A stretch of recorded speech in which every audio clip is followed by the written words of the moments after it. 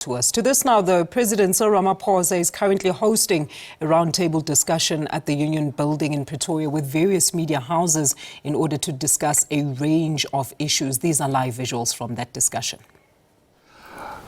The GNU has opened up a new political era for our country. The outcome of the 29th May elections have introduced us to a process that, political process that we had not entered into. In 1994, it was determined by the Constitution, at the time the interim, but now we have a government of national unity that is a voluntary political choice that has been made by 10 political parties who have agreed that they will work together to set up government as we have done. And in working together, we all agreed that we would underpin everything we do based on the statement of intent. We were always aware that the 10 political parties are independent entities on their own. They come from different political backgrounds, driven by different ideologies and experiences. But what we agreed on is that there was a statement of intent that brings us all together. In many ways, we felt that there is a lot that unites us and not much that divides us.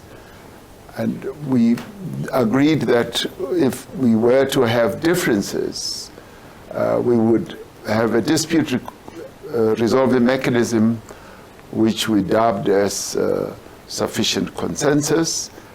And sufficient consensus to me means that seeking to build consensus with all parties. And after building consensus, you then are able, based on that consensus, to move forward on a number of issues. But that does not mean that parties do not have the freedom to express their differences on specific issues. And that has stood us well up till now and going forward, I believe. I had a dinner with the leaders of the various political parties, and we had a very good exchange on what we wanted to see as a durable government of national unity going forward. And we agreed that we would have a processing, almost technical committee that would process various matters that we have to discuss, matters that we may differ on. And once that processing committee has dealt with issues, they would then upgrade them or mandate them upwards to the leaders of the various political parties. And I do believe that that is a very good way of dealing with whatever differences that we may have. But I have found that there is so much in our dealings together that unites us. And we are all focused on dealing with the key priorities that will take our country forward, such as building the economy of our country so that it can create jobs, increasing state capacity, and improving the functioning of the state and strengthening all the various structures of the state, local government, provincial government, as well as at national government level, and dealing with crime in our country so that we can have safer communities that will enable our people to live safely and also enable our economy to continue growing and focus on the reforms that we have already embarked upon.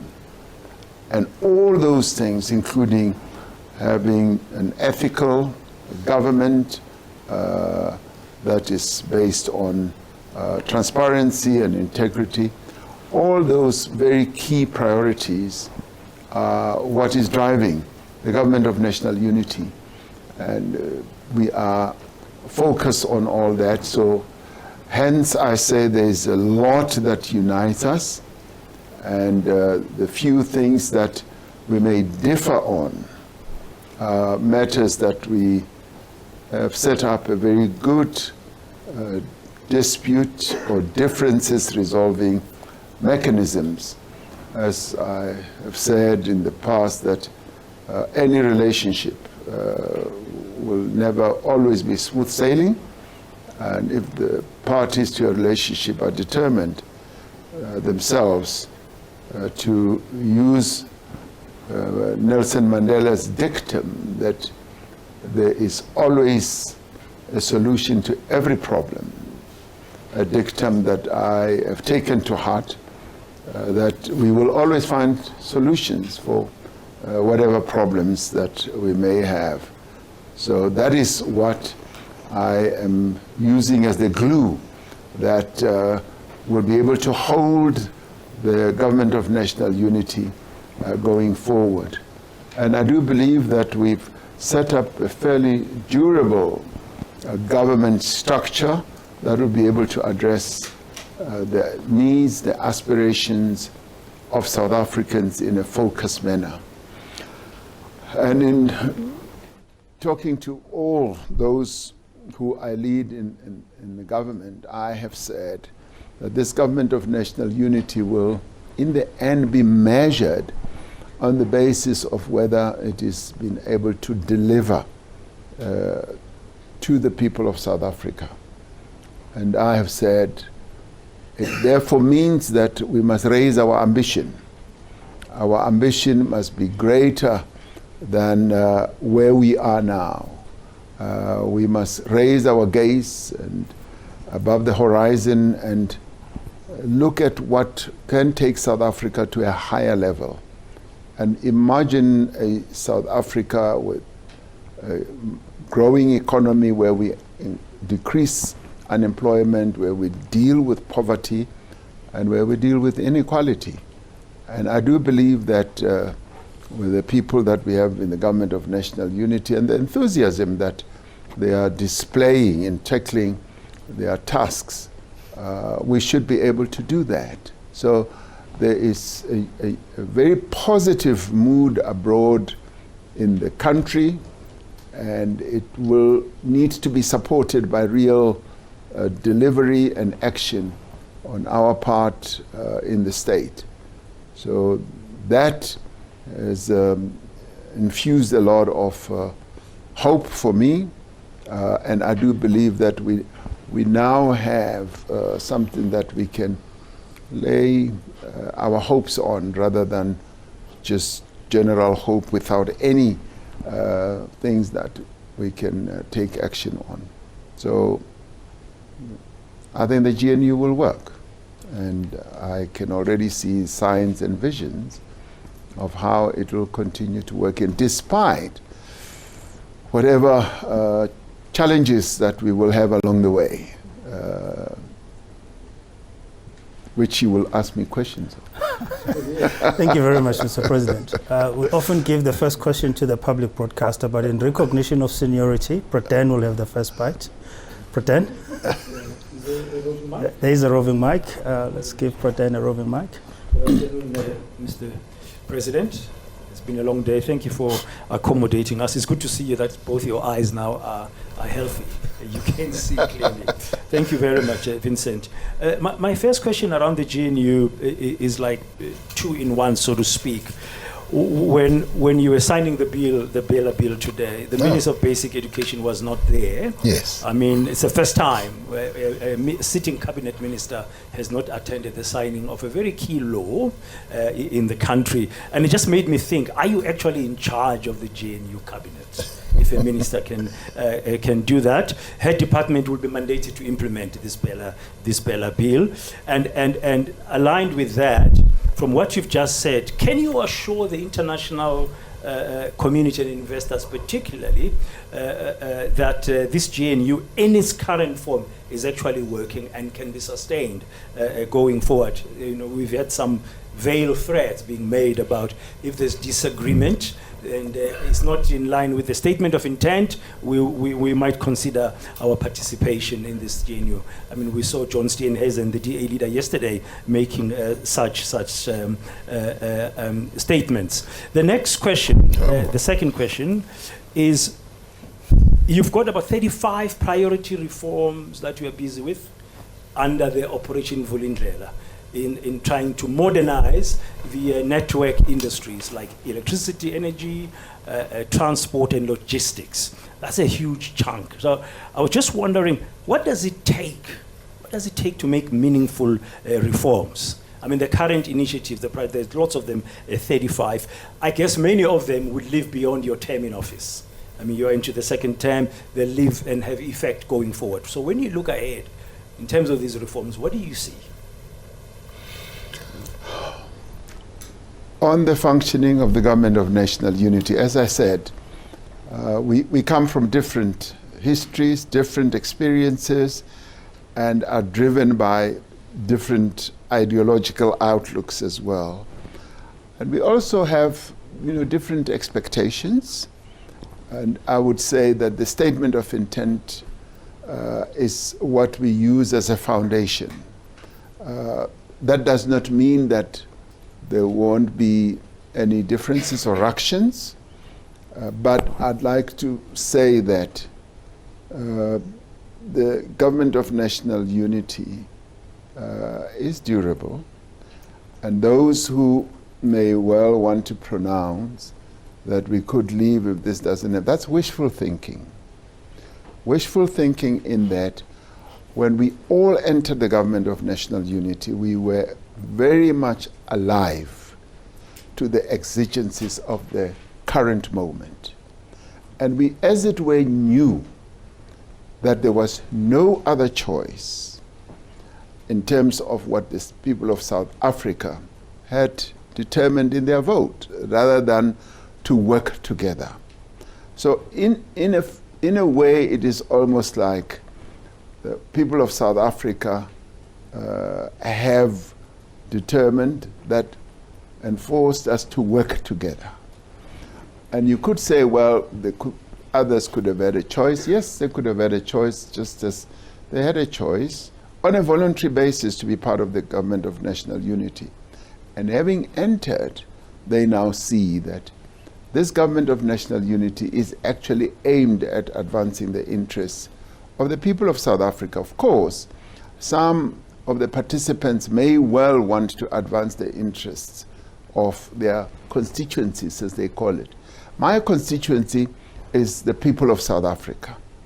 And I'm getting my cabinet colleagues to say, we focus on the people of South Africa rather than try and focus on our own party interests.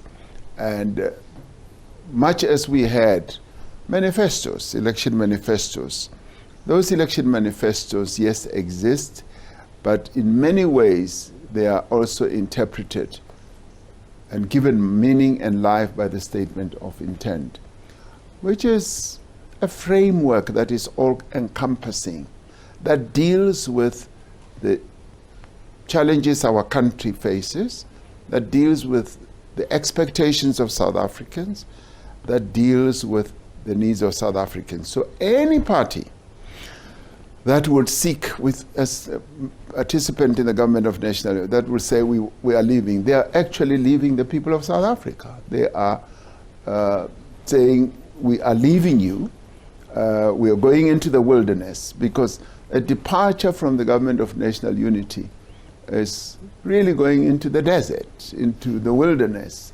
where there is not much future for yourselves. Now, that is why I say all of us know, who are participants, that any other alternative is just too ghastly to contemplate. We are tied together in the government of national unity in advancing the interests of South Africans. And the interest of South Africans is the glue that holds us together. So anybody who tries to undo that glue must know that we are actually destroying the hope of South Africans. We are actually shattering the confidence that South Africans have invested in the government of national unity. And also we will be dealing a blow against the confidence at an economic level that the GNU has engendered.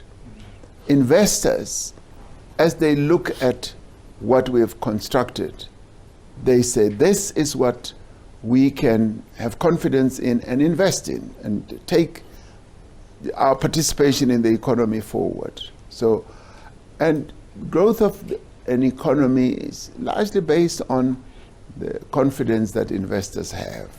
So, should anyone want to play with that flame of fire and put their finger to it, they should know that it could have an impact, negative impact on, say, the hopes of our people and the economy of our country as well.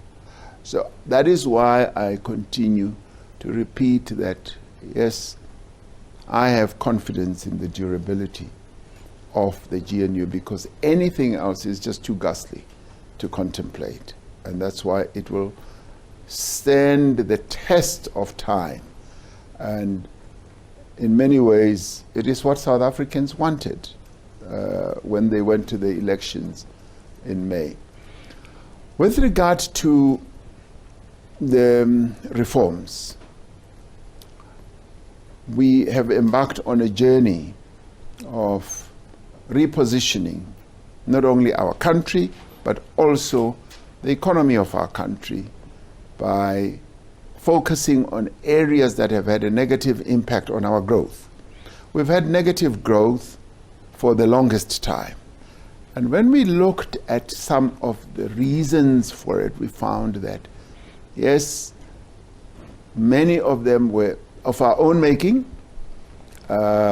You can count a whole range of areas that we are attending to. And some of them, yes, were objective, extraneous, but we have embarked on a process of reforms, 35 and more, where in attending to them, we want to reposition our country. And we have started. Operation Vulindlela, which is a cooperation, in the end, not only between Treasury and the Presidency, it's the whole of government. And what is it taking? It is taking cooperation of various government departments to work together. And one of the processes that I have been insisting on is to have an effective intergovernmental functioning system where we break down the silos and get government departments to work together, to talk to each other on a variety of issues, and rather than working in silos. So the progress we're making is largely based on the success that we are making in getting colleagues in government to sit down together, yes, in the various structures that I've set up, including bringing in other players, other key role players like business, like unions, and yes, like other people who can bring to bear their wisdom and their knowledge, including, you know, your academics and many other people. So that to me speaks to what I always say. Consult as many people as possible so that you can get buy-in, and through buy-in you are then able to get things done. And so we are getting things done through the reform. Some of them will take time, and some of them, yes, will even take a few years to put to bed. But the important thing is that we have embarked on the journey of reforms, and we are already seeing benefits. The energy sector, the reforms that we've put in place, is institutional reforms, but at the same time is the way some of the entities should function. On the logistics, We have put together the team that includes business and government departments, and that is ongoing. We're also going to tackle how local government should function. We're also going to tackle issues around water, the visa system, and a number of others. We're making progress as we move on.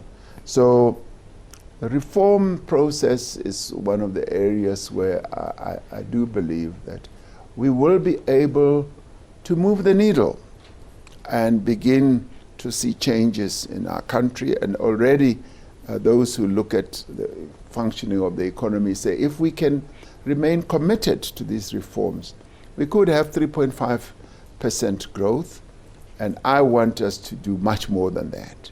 And the other important thing, as I conclude on this question, is speed of execution and focus of execution, and making sure that what we say will be done, will be done. Now, armed with a government of national unity, colleagues, I do believe that we will get there. Zondile. Thank you very much, Mr. President. Maybe follow up on the GNU, as yes. I think that's the matter that everyone really wants to be very clear about. I think my colleague did ask about your minister not attending the sign. Yes. Yes. I'll touch on that. Yes. And given that as president of the country, so you are not the president of the ANC-DA, or you are the president of the country, once you appoint those ministers, so you are responsible for them, so to speak. Here is a very important event, and then one of your employees, if I were to put it that way, doesn't show up. So any consequences, given that you are the president? Of course, I understand that you are in a GNU setup, but the fact of the matter is, as president, you are empowered to act as president, not president of GNU, president of the Republic. And then on the durability of the GNU, Mr. President, you are on record as saying, come 2027, as ANC president, you are taking a back seat because you've done your time. We have seen the trend in the past few occasions. Actually, two of the presidents that you're following, so never finished their terms. So as President Ramaphosa sits there and he has said he's not contesting 2027, do you see yourself completing your term, given that we are in the GNU situation? If you do, what will make you buck the trend that has already emerged? Perhaps the last one on the service delivery. on the service delivery, we are yet to witness another turnaround plan on local government. What is the problem? What is the core of the problem? I mean, the late Minister Pravin Gordhan also had his plan, Mr. Shitsega. So now Minister Hlabisa. So just about every minister who comes on local government, they come with the plan, but nothing seems to change. I mean, you look at our towns and cities, things that are basic, Mr. President, something like closing the pothole, putting up the street lights, so things that really may not necessarily require a PhD. So what is the problem? Will this plan work? Thanks. Yes, no, let me start off with what you say is, well, what was the reality, that the non-attendance of the Minister of Basic Education at the signing. That is an issue that deals with just the formalities. To me, the minister has been very clear. And she says, President, you are my boss, and I will execute the decisions of government. And if the bill is signed, that is exactly her mandate. And everybody's mandate in terms of executing government policy. And there I don't expect a doubt, hesitation, or even a refusal. Her non-attendance for me is an issue, but it's a minor issue compared to her commitment to implement the law that I signed today. And even as I signed, just to listen to those who have requested that they would like to bring forward solutions, I did agree that we will halt the implementation of two provisions, two clauses, 4 and 5, so that we can allow various entities, including parties in the government of national unity. And let me say, quite motivated by the words and the messages from the government of national unity parties, I decided that it does not detract from what I did today by halting and suspending the implementation of these two clauses for a period of 90 days, 3 months. So to me, the focus now is on how we are able to get parties to find one another. They are supposed to come back to me and say, this is the solution that we have found. And I have, however, said that if they don't find a solution, the implementation proceeds. I have signed the law, and all I have done is to give a window for consultation for the 90-day period.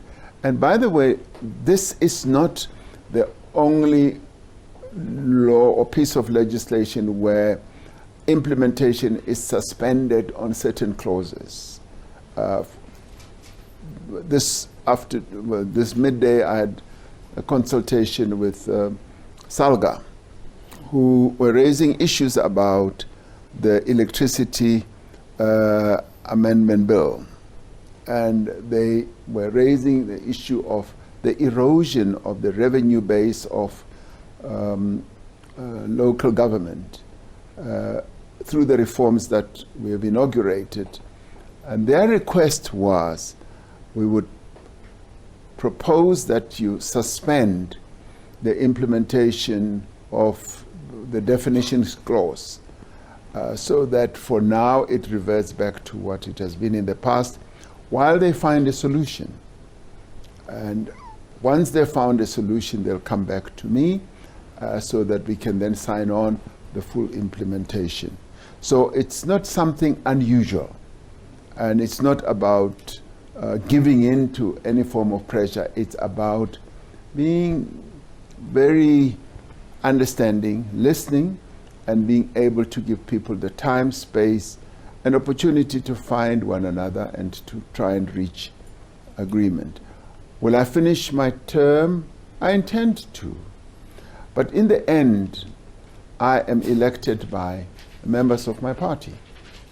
And if members of my party have other views, I'm their servant and will do whatever members of my party do direct. So I'm not a dictator, and will never been, have never been, and I listen to the decisions and will implement the decisions of my party.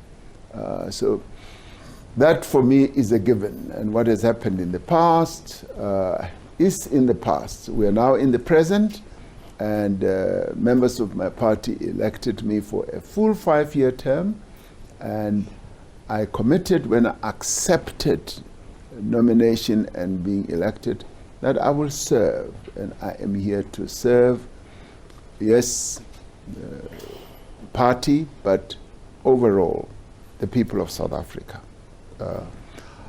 When it comes to local government, our local government has been beset by a number of problems, a variety of problems that have impacted on leadership, that have impacted on, that is political leadership, administrative leadership, as well as just general governance, and the challenges that many of our municipalities have had to face.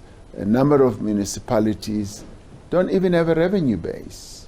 In a number of municipalities, there's just no capacity. And some of them, not even capacity to do precisely what you're saying.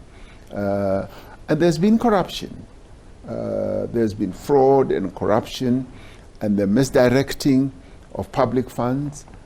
There's also been a disease of not spending money, where they cannot spend money and it is returned to the fiscal. So a combination of all those problems and challenges is what we now have to deal with. And of course, we've got to solve them all at the same time. The political leadership problem and the administrative leadership problem. That's why we want to professionalize the civil service. And we've also got to have greater focus on how money is spent.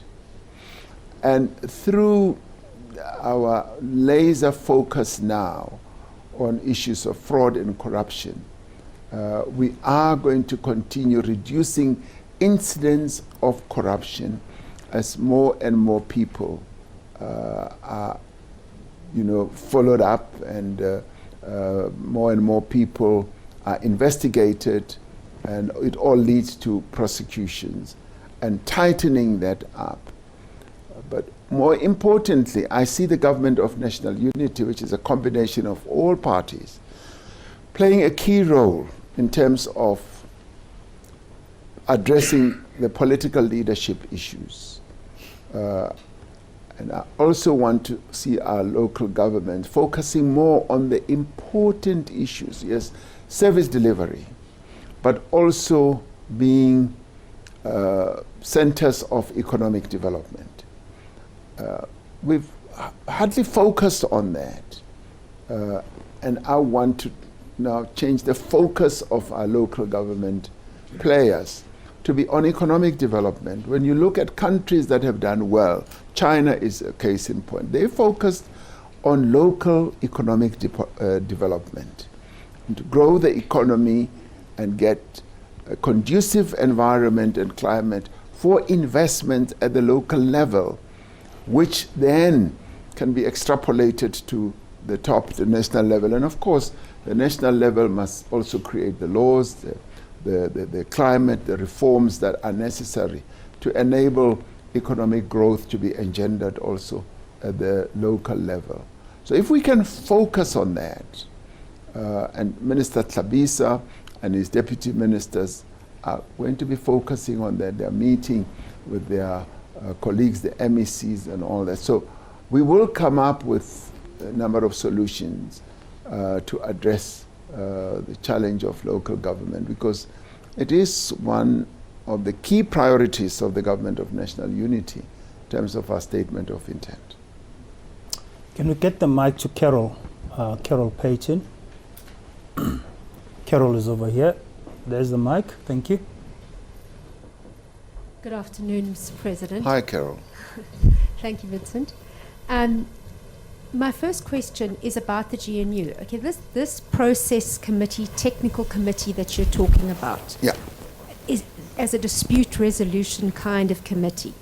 I know it was in the statement of intent, but it was not actually, to my knowledge, set up, and there was some kind of reluctance on behalf of the ANC to set this thing up.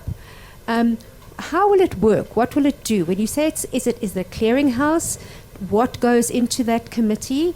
Does it discuss policy issues? Does it discuss issues that are going to be on the cabinet agenda? What does it actually discuss? And does everyone sit in it? Do all 10 parties, or is it 10? I think it's 10 now. Yes. Parties sit in this processing committee. I'll ask my other one afterwards. Thanks. Oh, you don't want to ask it now? No, I'll ask after this. After this. I may forget. That's good. She's very clever. Carol, yes. The processing committee is a committee that is going to process matters, not only disputes, but matters of importance that need to be discussed. And let me immediately hasten to say, it does not supplant cabinet, it does not supplant the clusters in government. It is a platform that allows government of national unity parties to discuss matters of importance. And of course, because we're right at the beginning, we still have to determine which type of matters should go there. Even as we met over dinner, some of the colleagues started saying, why don't we discuss security? Why don't we discuss this? But we then said immediately that some of those issues have to be discussed in the government structure.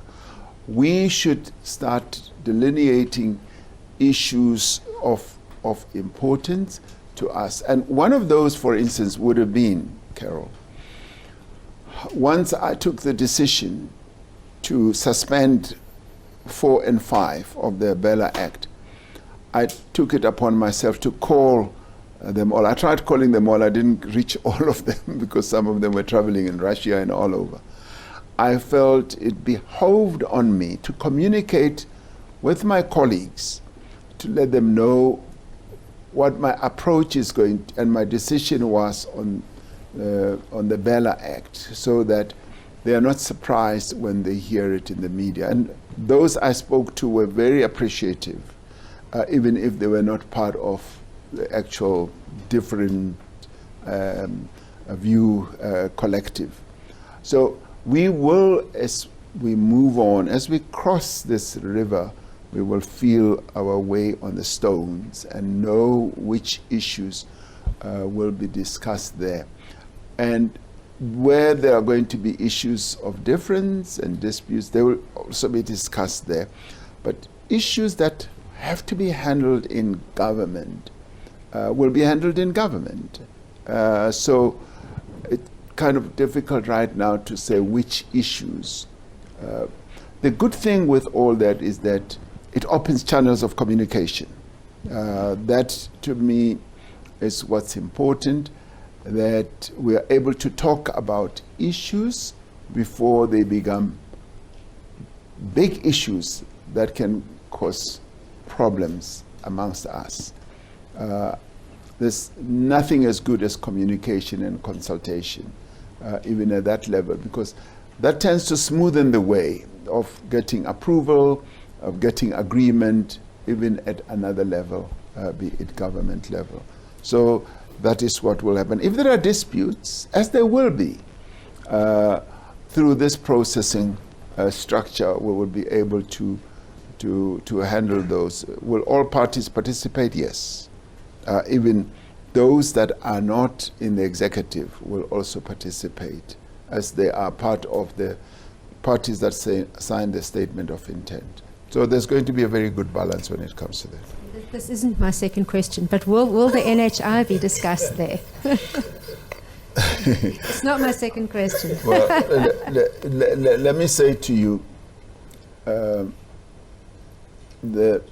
business community,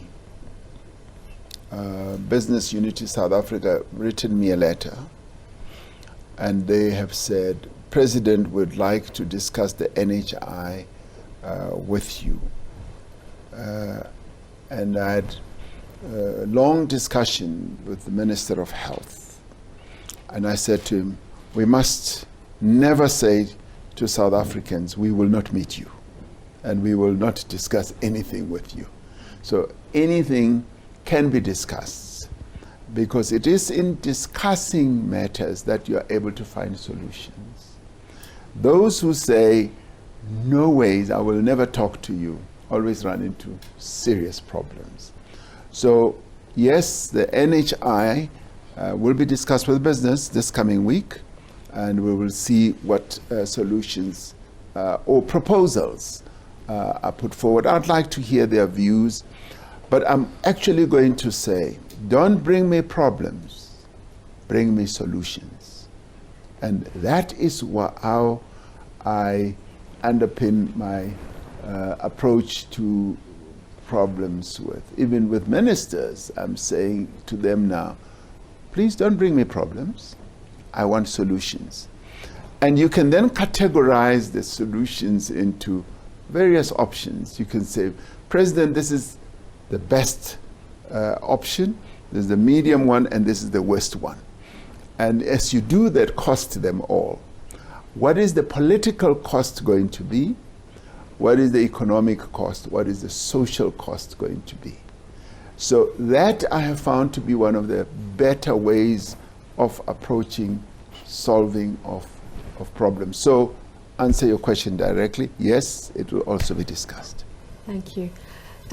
My second question is, I think we would agree that the economy is not going to grow unless we get mining right and unless we get internet connectivity and access to the internet right. Yes.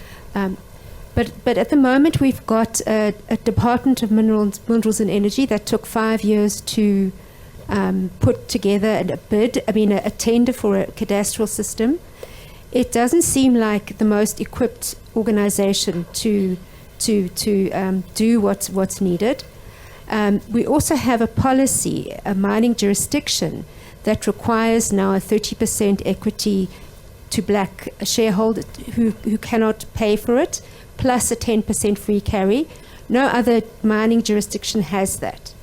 And then related to that is the issue of Starlink. The fact that Starlink is now in 70 countries, 15 African countries, and it's not here, and we don't seem to be any closer to getting it. And the reason we believe from SpaceX is that they will not apply to they cannot apply to ICASA because of the 30% equity requirement. Are you absolutely set on keeping those policies, or do you think that there is now room for us to actually say we need to grow the economy and that needs to come first? We are set on implementing those variety of reforms that are going to enable our economy to grow. We need to put the interests of our people and the interests of South Africa ahead of anything else. I am troubled by the number of people who are unemployed. And to create jobs, we need to implement a variety of reforms. And I want to start off with something that you didn't ask. When we were in China, one of the issues that was visa reforms. Visa reforms that we have embarked upon have been too restricted and too narrow. And it was when we were in China where the Chinese people and the government were saying, we need visas to come to South Africa. It takes us 4 to 6 months to apply for visas. We have to send bank statements. We have to travel to central cities like Beijing or Shandong or wherever. And we need more access to your country because we've got millions of Chinese who want to come to South Africa for tourism purposes. And we've had some fear that it's almost like 1.4 billion people from China want to come and live here. They don't want to come and live here. They want to visit. And when they visit, they come with a wallet full of foreign currency that we need. They want to go to our game lodges. They want to go to our beautiful cities. They want to go to our guest houses and spend money. And I've said we now need to reform our visa processes to allow tourism to grow and burgeon as a sector of our economy. And our approach has been a bit restricted. And I've said let's have more ambition. Let's be a more inviting country to tourists. Of course, bearing in mind that the security element has to be top of mind for us. But I've said, then it means that we must be more security-wise and be able to catch those who come with ill intent to our country. It should never mean that, we fear that all the thieves and the drug lords and so on will come to our country, so we close. I said, we must now upgrade our methods, our ways of catching them, but allow more and more tourists to come to our country. Now, coming to mining. Now, one of the problems that we've had in government is over-reliance on outsourcing. We want to outsource everything. We don't want to build capacity in the state. And through outsourcing it, and not going to headhunt those people who know how to do things, we then get caught up in long processes that at times are informed by the PFMA, they are informed by some of our state structures. So the mining cadastral one was trapped in bureaucracy for the longest time, with our CETA saying, no, we are examining this one and that one, and it took a long time for that. And I've later said to the minister, why don't we see how this is done and do it better ourselves rather than just to keep outsourcing everything. The regulations we have for black economic empowerment are regulations and laws that are meant to increase the participation of black South Africans in our economy. And let me say that mining, having been involved in the mining industry, albeit from a worker's point of view, was dominated by just a few white-owned companies. It's now opened up. We've got more and more black people participating in the industry. And it so happens that even as those laws are put out, investors do factor them in, they do internalize them and say, this is the law of the country, we will abide by that law. We want to invest in your country to make profit from whatever mineral or market that you have. So I have not seen that as your major deterrent. It has been slow implementation on our side, for instance, on the cadastral system, which we should have speeded up. It's now being speeded up, it's now going to fall into place, and it's now going to be implemented. On, for instance, internet availability and access, yes, Starlink has made an approach to us, and they are operating in 70 countries, and having had a discussion at a number of levels with some of the people who are involved in that company, we said, we are going to process your desire to come and invest in our country, as we see great benefits for internet connectivity for the people of South Africa. And we will also deal with some of the concerns that current players have in that space, because they have raised their concerns, as you would know, and of course fears and concerns is what they've raised. But as I said earlier, Carol, it's the interests of the people of South Africa that I want to focus more attention on, and the fact that we need to grow our economy. So as we then implement our reforms based on precisely that approach, we will be able to overcome even those types of problems and even address the issue that is now being processed, having to do with Starlink. So I know about it and have even, yes, I know about it.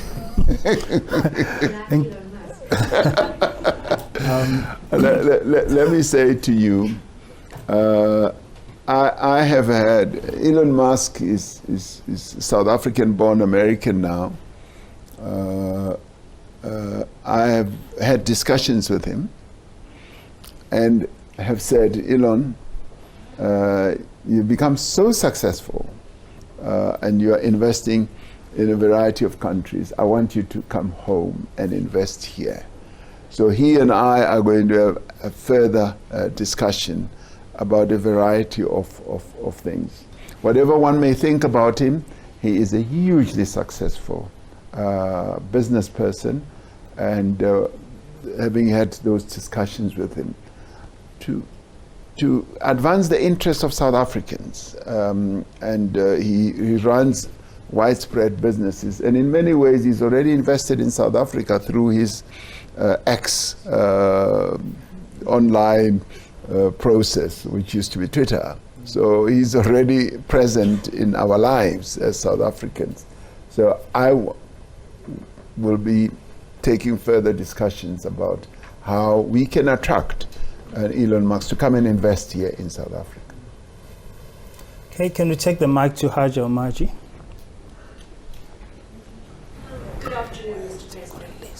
President. So my question is not on the GNU. Oh, good. But it is more difficult. It is on leadership. Okay.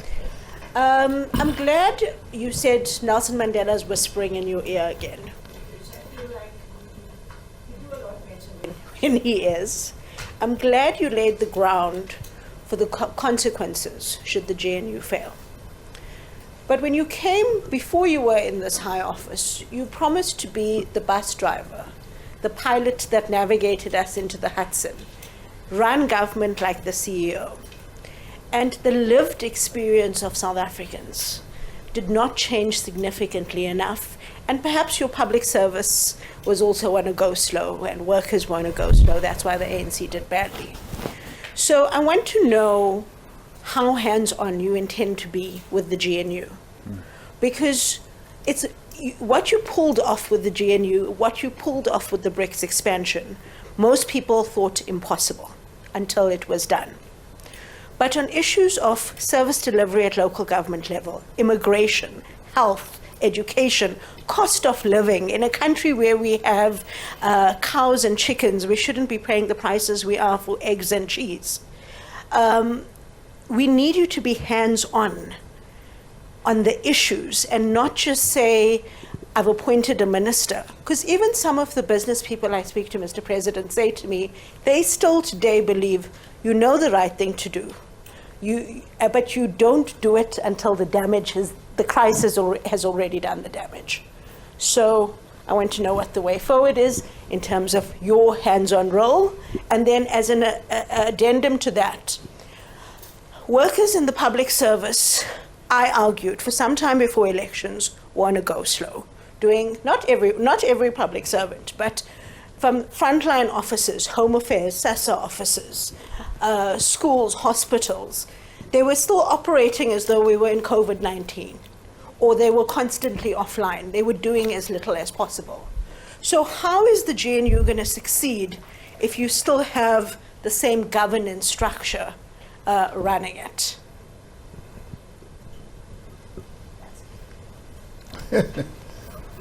That's an easy question. It's not difficult.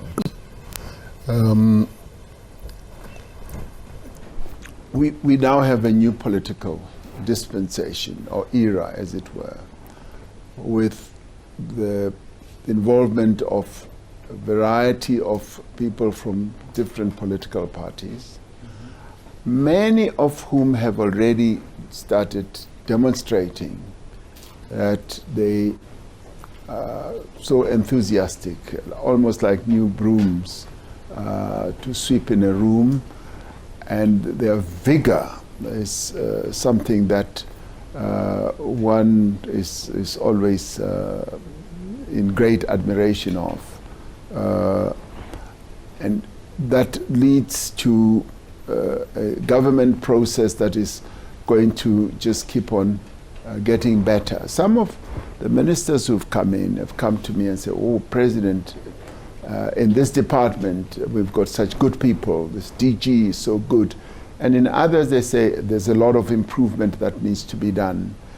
And my task in taking things forward is, yes, to focus on what needs to be done, supporting the ministers.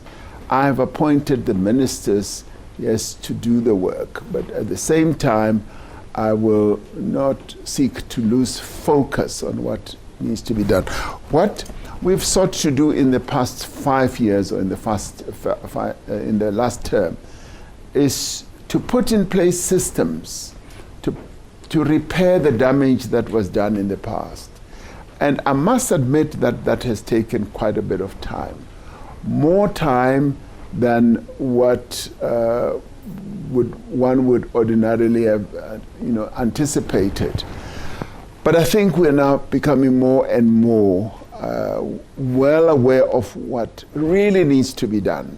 I gave you a very good example of, say, for instance, tourism. In tourism, where we've kind of been laid back. I remember when I went to Kenya, and President Ruto said to me, President, I'm glad you've come for a state visit. I'd like South Africa to open up visas for business people from Kenya to come to South Africa. And I said, no, that's fine. We can do that. And he says, no, you are not leaving until we have reached an agreement on this. And we immediately called our officials and said, this must now be solved.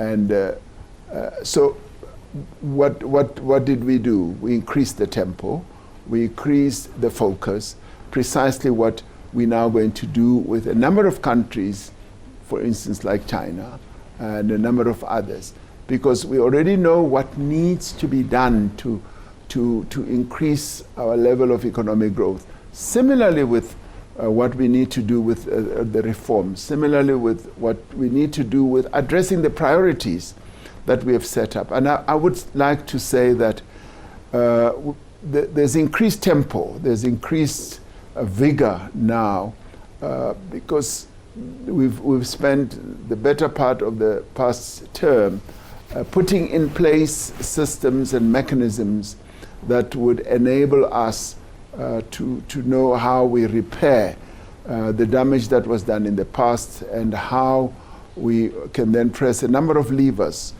to move the country forward. So we're going to be focusing on that.